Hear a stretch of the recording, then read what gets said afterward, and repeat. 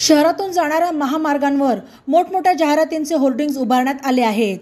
प्रत्येक रस्त्यावर आणि चौकात या होर्डिंग्ज दिसतात। मात्र सक्कर चौकात पेट्रोल पंपा शेजारी 100 फुटापेक्षा उंच होर्डिंग उभारण्यात आले आहे। अशाच प्रकारचे एक होर्डिंग चांदणी चौकातही आहे। याची उंची 100 फुटापेक्षाही जास्त असावी।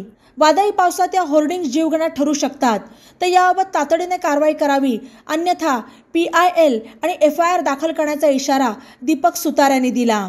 घाटकोपर येथील घटनेनंतर शहरातील मोठमोठ्या होर्डिंगचा विषय ऐरणीवर आला।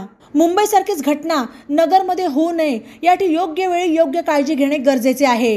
या मोठमोठ्या होर्डिंग्जमुळे जीवितहानीसह वित्तहानी आणि शेजारी असणाऱ्या उड्डाणपुलालाही मोठा धोका उद्भवू शकतो। होर्डिंगचे मोठमोठे मनोरे शहरात ठिकठिकाणी उभारण्यात आले आहेत। सदरच्या होर्डिंग्ज जाहिरातदार मालकाने विनापरवाना लावले आहेत की कोणाच्या वरद हस्ताने लावले आहेत, याची महापालिकेच्या यंत्रणेमार्फत चौकशी होणे गरजेचे आहे।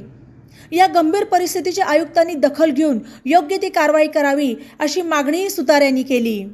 बातम्यांसाठी ई नवा मराठा YouTube चॅनलला सबस्क्राइब करा आणि बेल आयकॉनवर प्रेस करा।